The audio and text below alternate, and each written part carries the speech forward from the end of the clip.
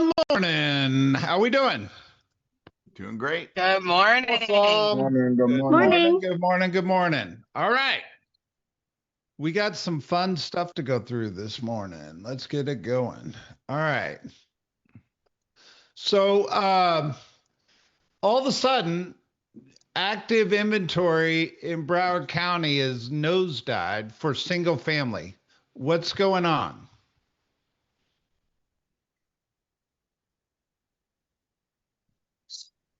I can Back tell to you expireds school, have been potential getting. rate drops. Do what? Go ahead, Jenny. No, go for it. No, I was going to say the expireds are getting harder and harder to relist, Yep. and a ton of I'm seeing a ton of activity with pending homes. We're seeing a lot of homes go up for going pending and going under contract, especially in the Parkland and Coral Springs area here in Broward County. Okay. Jenny, what were you going to say? Well, I mean, I don't think we're still playing the back to school card, but I don't think it's also a secret about people kind of holding out, whether it's buyers and or sellers, come the next week or two with rates and all that. So here there's a plus and a negative, obviously. So less homes coming on the market means less choices, and it also means it's probably going to tighten up inventory, which will probably protect home prices in the short run, right? Meaning if there's less available.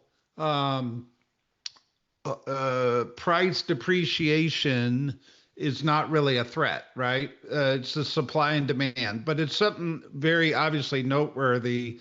I saw this last week on uh, Labor Day, and we thought when Luke and I pulled the stats, we said, "Man, that's really low." And I said, "It's got to be the holiday weekend." And then when Luke pulled it this morning, it's better, but I'm thinking, man, that's half or a third of what we were doing prior to the holiday weekend. So something very, very noteworthy. However, um, if you look the last 2 weeks, it's certainly dropped off on properties going under contract or pending, but not at the same level. So there's definitely a dip in properties that went under contract. Um, it's probably a Labor Day effect. I think if we'll see it probably bounce back a little bit in the weeks coming. Yet certainly noteworthy, right? We did have 224 closeout the previous 7 days last week, and then 128 this week with the previous 7 day total. But remember, one of those days is a holiday, so it's 6 closing days instead of 7, or actually it's 4 closing days instead of 5 is really, if you count business days. So certainly noteworthy. We did see the end of month spike in expireds and canceleds, but we're still seeing quite a bit, to your point, Daniel, expireds still popping on the market right now. If I go down to condos didn't see much effect at all in active inventory in a good way. Like, it's constant. Um, Active under contract didn't, I mean, it's pretty constant at 83, 89, 86, 82.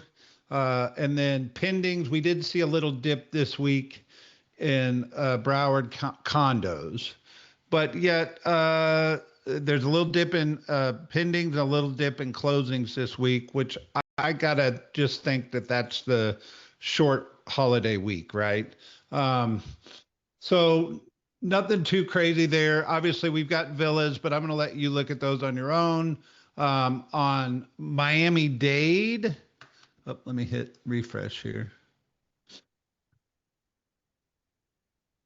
All right. So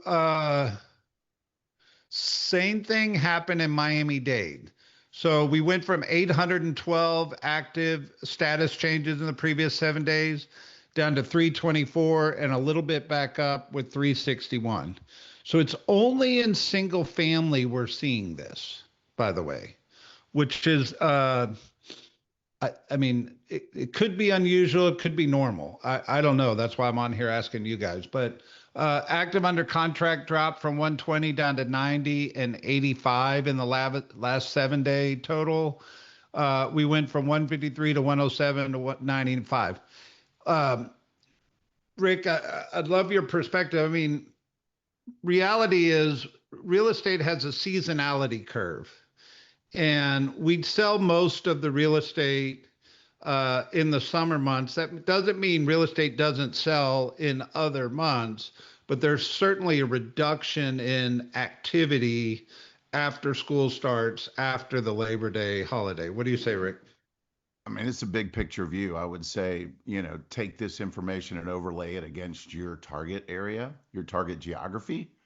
And that's the more compelling story in terms of what you should now do with this information, or what narrative or story or promotional position are you going to take to help inspire people to move in a direction that favors you. There you go. Miami-Dade condos, But same it could be story. rollover minutes, as you said, from the holiday. And it could also be the beginning of seasonality, like Jenny mentioned, with, if it's single family exclusively, probably where more kids live. Yeah. But I'm Obviously, outside looking in, speculating on a global snapshot. yeah, condos didn't change that much in both counties, but single family had a drastic change. That's what I Um, noted. A and lot of the condos are 55 plus. that's what I'm saying. So certainly there's a storyline there, right? And that's why we track this, so we make sure we understand. Um, Yet this, if I go back to my comment about inventory maybe getting a little tighter in single family, it's not the same story in condos because the same volume is coming on the market every 7 days right now in condos. 66, same volume coming off the market. 82, pretty close to the same volume going pending. 71 closings. I expected that with the short week, and a ton of expired listings in the last 2 weeks in the condos. If we, Brett, yes, if we on the single family housing, I'd be curious to see if we are seeing a spike in single family homes going active for rent, because so many buyers that we're talking to, they're like, well, now is not the time to sell. The market's bad. We're just going to put the house for rent. So I'd be curious to see if you saw a spike in those numbers with the drop in active listings for sale, because yeah. people are still moving. I mean, here's the thing is when you get into statistics, you start with the large categories, right? And then you start to notice trends, and then you've got to dive a little deeper, Daniel. You're right. So maybe the question is, what's the story behind it? There's probably a research project. But if I look at Palm Beach, same story in single family. Um, Hmm. it looks like their active under contract has slowed down a little bit. Their pendings have certainly slowed down a little bit in Palm Beach. Closings minus this week, which was a short week, are still holding. So we're watching, right? And you guys can go look at all these numbers. Palm Beach condo, same story. Actually, it went up this week Mhm. in active new listings, but the under contract slowed down a little bit, and pending slowed down a little bit, and closing slowed down a little bit. So what's the storyline here? I think single family is very different in terms of listing opportunities than condos right now.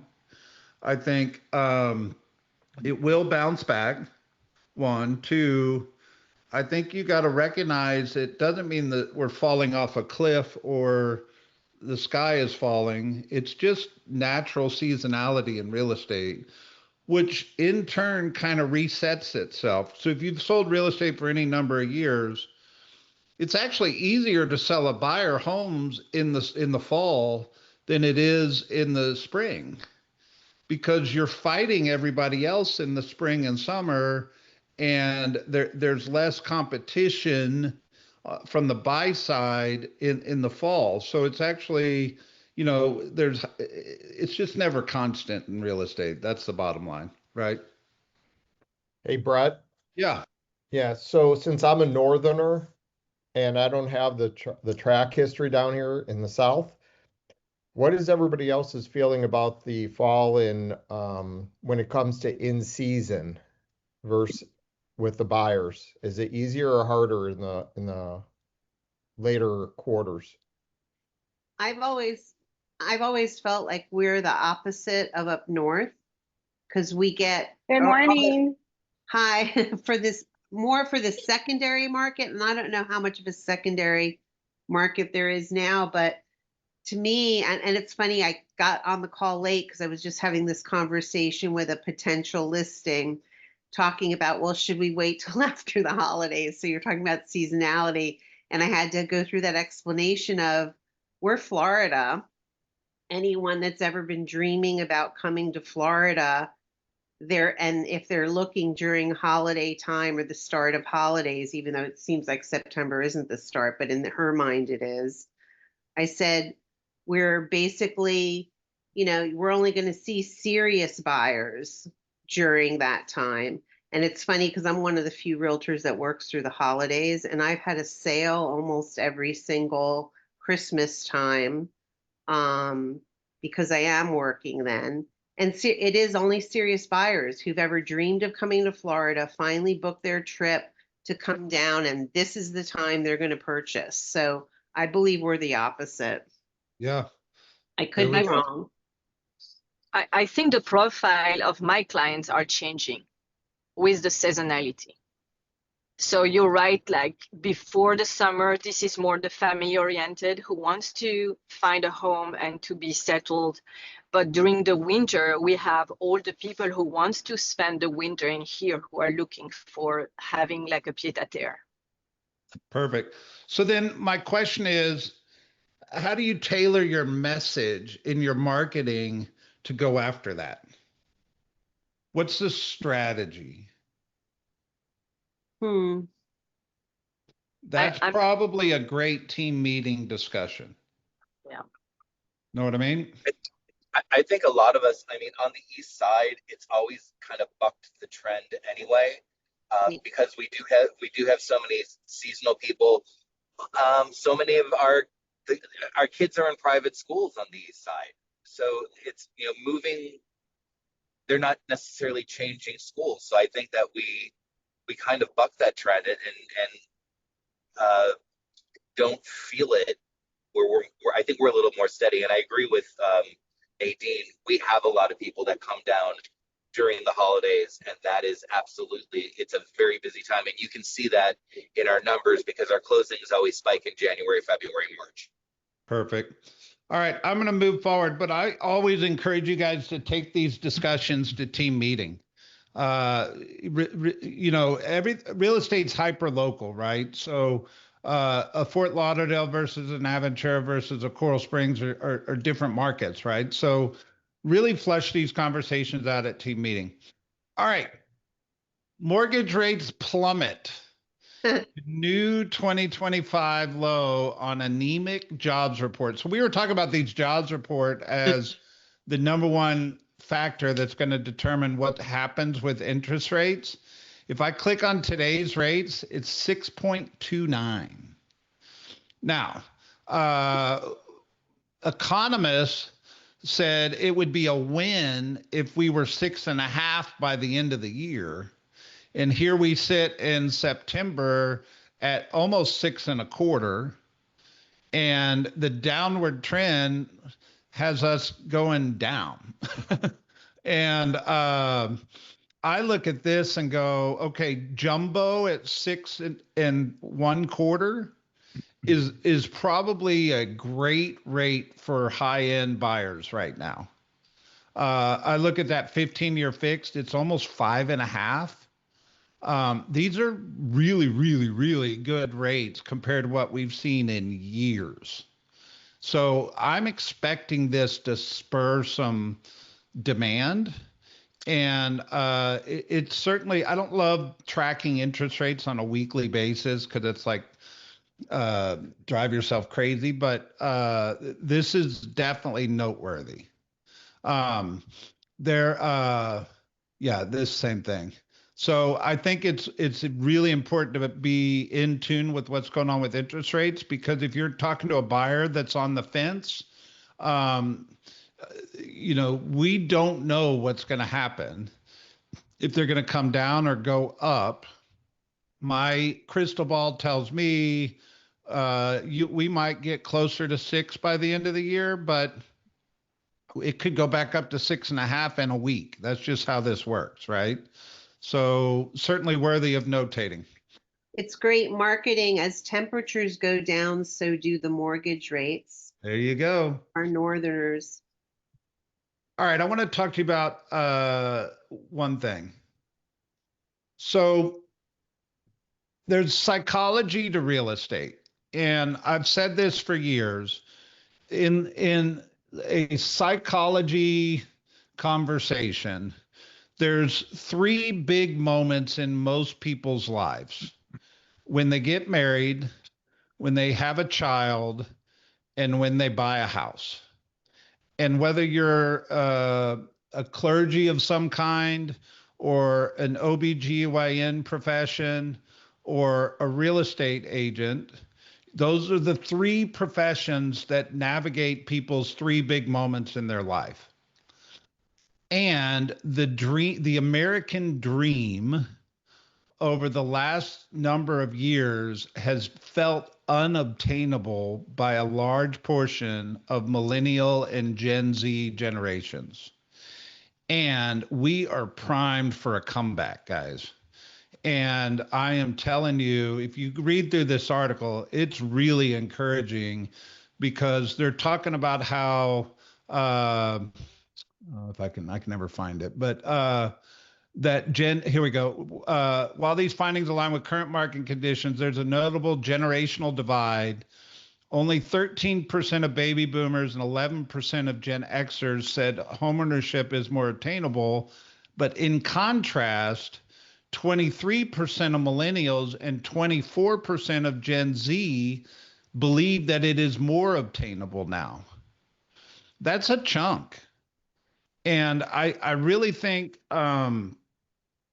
it would be strategic. I realize it's not the higher end, but yet there is a large percentage of Americans that are left on the sidelines that you need to help get into real estate.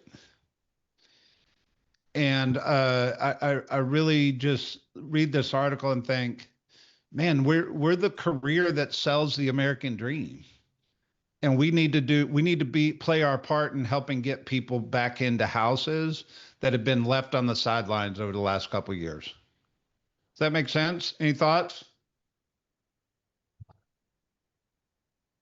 Oh, the thought that comes to my mind is, I don't know, doing something about starter homes. Like, people don't use the term.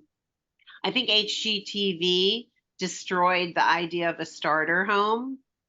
And somehow, I don't know how you do it, but getting the message across of how wonderful it is to get a home and really make it your own and fix up little. I don't know. I'm just thinking of the word starter home. That's Okay. not. Nadine, you've heard me say this before, and some of you had before, but it's like I told my nephew when he said, I can't find a house that I like. I said, I don't care if you like it. You have to buy something now so you have a chit to trade in later. And that's the messaging we have to get to the younger generation. You're not getting your parents' house right out the bat. You have to buy something to earn equity. That's how the game works. Right. Yeah. I don't know about y'all, but my first home was a dog. Yeah. It was not that pretty.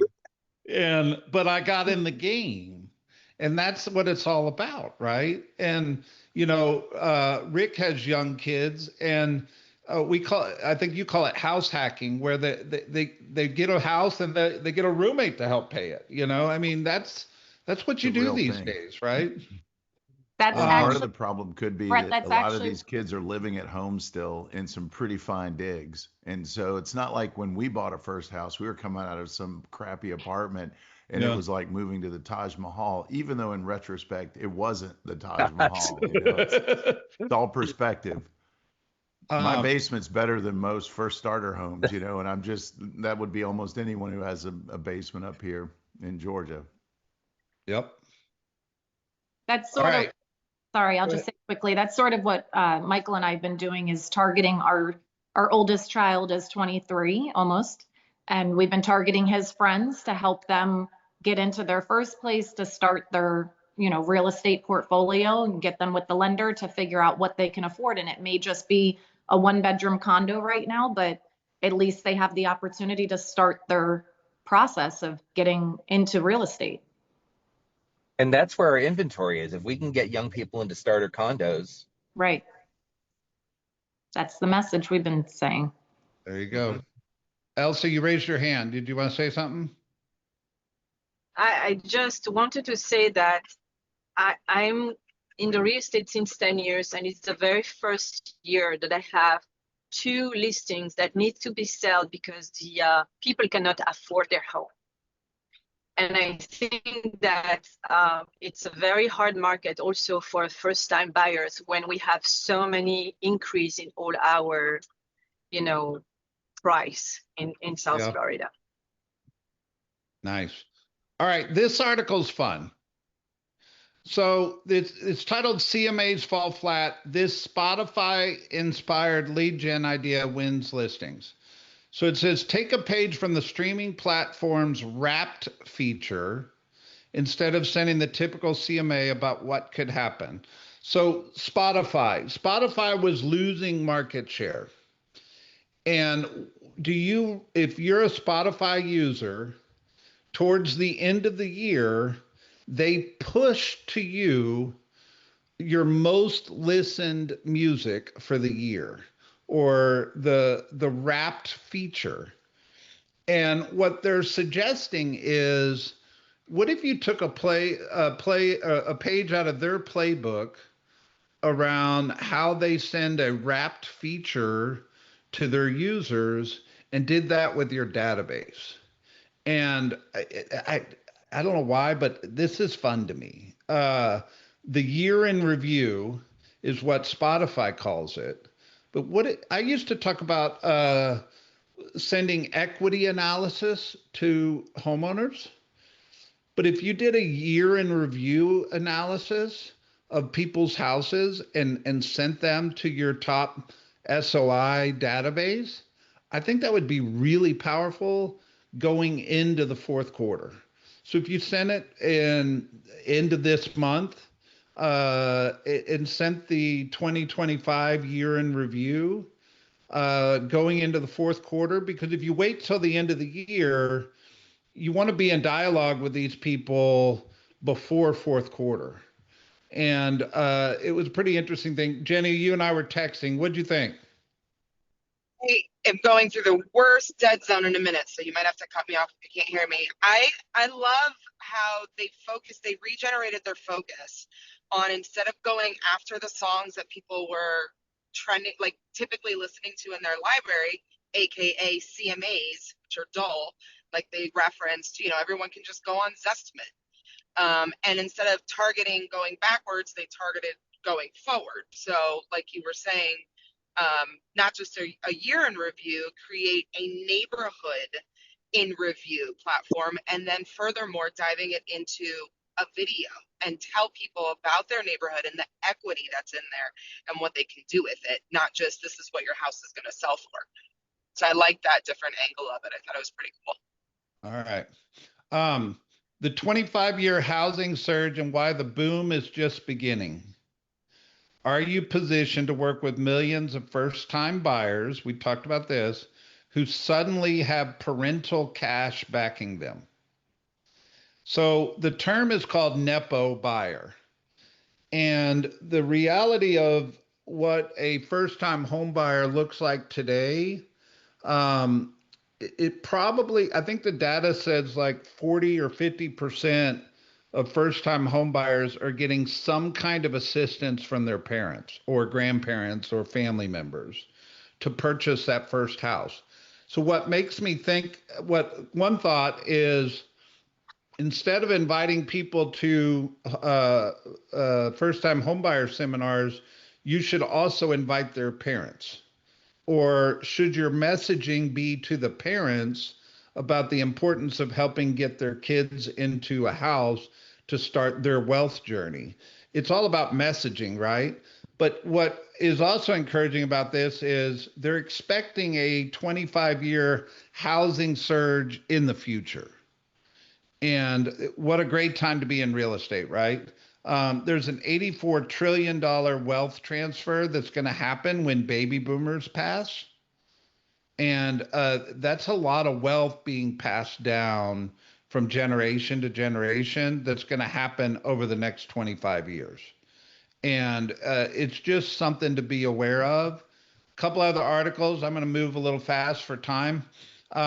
Who's buying residential real estate in South Florida?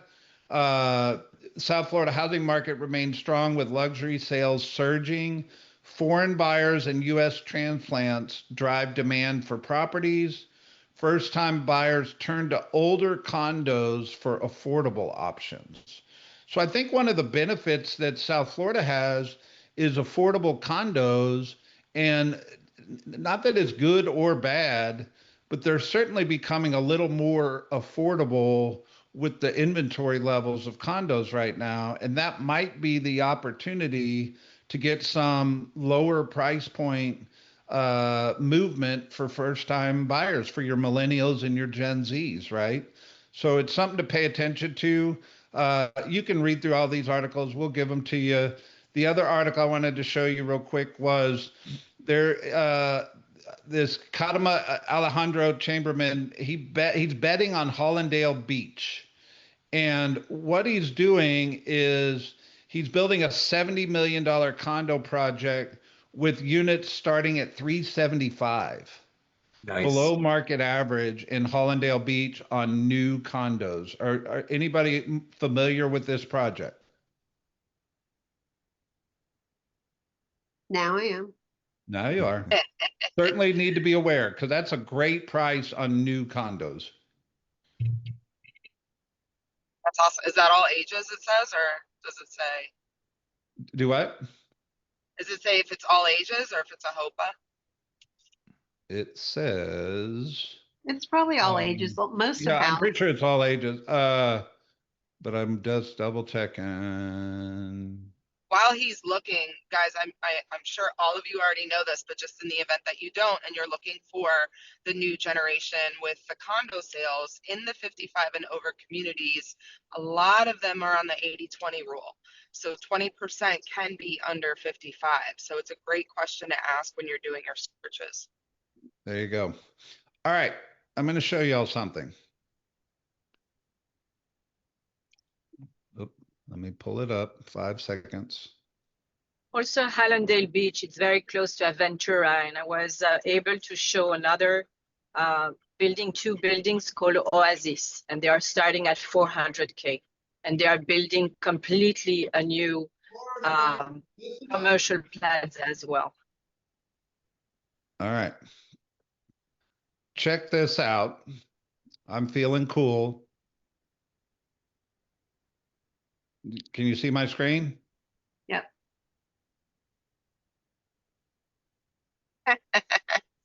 Florida buyers, listen up. Mortgage rates just hit a 2025 low. Thanks to a sluggish jobs report, 30-year rates dropped significantly, meaning more buying power and more homes within reach. This could spark action in Florida's market, especially for motivated buyers. Want personalized numbers? DM me your budget, and I'll show you your buying power in today's market. All right.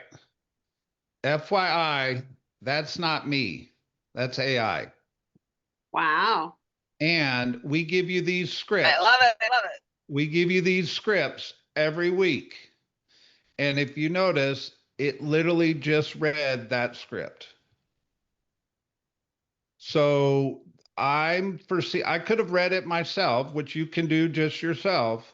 Or if you're crazy like me, you might go create an AI avatar and just start pumping these in to the AI to create these videos. And that video was created this morning by my assistant. I didn't create it, and I certainly didn't look like that this morning. So I'm just Hey, telling Brett, you, Brett, yeah, Jenny's a great teacher, I'll tell you that. yeah, maybe we should get a class on the calendar for this. But I think And we're giving you guys these social media scripts every week. We're also giving you an email that you can just cut and paste into your command or your database or your CRM and send to your SOI. We're doing all the heavy lifting. You just got to get it into action, guys. And I it's am so using easy. Thank you HeyGen. very much. Do what? I was just saying it's so easy. Just jump on it and play with it. But Okay. we can touch on it this Wednesday in the AI class. All right. We got it coming. There's the scripts. I just plugged it into the chat. I hope you guys have a great day, and we will talk soon. Guys. Thank you. Thank you. All right.